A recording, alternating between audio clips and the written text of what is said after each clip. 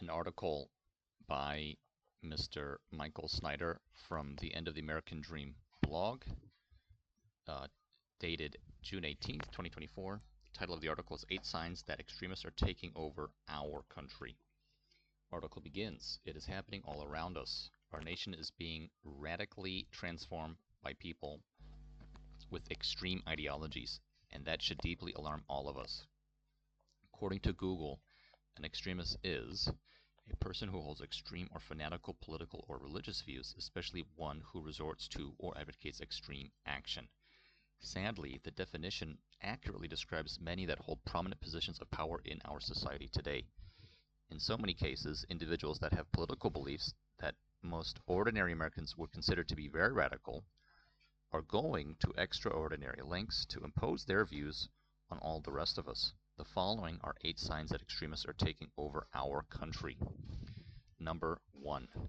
In Oregon, a high school track and field coach has been fired for simply expressing his concerns about allowing biological males to compete with girls. The head track and field coach at a high school in Oregon has been fired for writing letters to state officials expressing his concerns about allowing biological males to compete with girls. John Parks, who has been employed by Lake Oswego High School since January of last year, says his contract was terminated shortly after he began speaking out against trans-identified males self-identifying into female races. Number 2. Officials in Seattle have decided that it is perfectly okay to hire migrants that have come into the United States illegally as police officers. Now, faced with what can only be called an emergency due to low staffing, the city of Seattle is taking advantage of Senate Bill 6157, signed into law by far-left Governor Jay Inslee, Democrat, which will allow DACA recipients, or so-called dreamers, to apply to become police officers. One issue facing DACA recipients becoming police officers is because they are in the country legally, which means that they are not generally permitted to carry a firearm. However, Biden's ATF, Bureau of Alcohol, Tobacco, Firearms, and Explosives, has ruled that it is ATF's position that DACA recipients can possess duty firearms and possess ammunition as part of their official law enforcement officer duties, according to the Police Executive Research Forum, PERF. Number 3. Even though reservoirs are overflowing right now, bureaucrats have decided to greatly restrict the flow of water to countless potato farmers in the state of Idaho. Eastern Idaho farmers may soon be out of water after the state issued a major curtailment. Brian Murdoch, a farmer who resides in East Idaho, warned of the potential devastating impact of the order on his business during his appearance on The Bottom Line Wednesday. Quote, well, as you said, the state of Idaho and the Idaho Department of Water Resources has issued this curtailment of 500,000 acres. And to help put that in perspective, that's basically 781 square miles of farm ground that is being taken out of production, end quote, Murdoch stressed. Number 4. Executives at Disney seem absolutely determined to completely destroy Star Wars. In the newest series, a, quote, coven of lesbian space witches, unquote, has been introduced. At the center of the drama is Episode 3, which aired last week. The segment featured what the LGBTQ publication Them described as a, quote, coven of lesbian space witches, unquote, who appear to use the Force to conceive the twins May and Osha without any male involvement. Number 5. In Los Angeles, authorities are reportedly toying with the idea of removing police from traffic enforcement altogether. In another step toward complete and total lawlessness on the West Coast, Los Angeles is reportedly studying the idea of removing police from traffic enforcement altogether as a way to reform policing. A new report from the LA Times says that this week, the City Council approved a study aimed at determining how to implement additional speed bumps, roundabouts, and other modifications to streets to curb speeding and improve driving safety. This would come in the place of traffic enforcement by officers after reform advocates argued for the city to limit how often police pull people over for low-level offenses and to start imagining a future in which unarmed city workers would take over most traffic duties. Number 6. While politicians in Washington endlessly promote war on the other side of the globe to protect Ukraine's, quote, sacred borders, Vast numbers of people are being allowed to come flooding into this country illegally every single day. In fact, Citizen Free Press is reporting that, quote, we may have 200,000 more Chinese men who have crossed our border by the month of November. Jacumba, California is the entry of choice for Chinese illegals. By November, we may have 200,000 more Chinese men who have crossed our border. What happens when China invades Taiwan? Number 7. We are not supposed to question climate science, and many in positions of power get extremely angry when we do.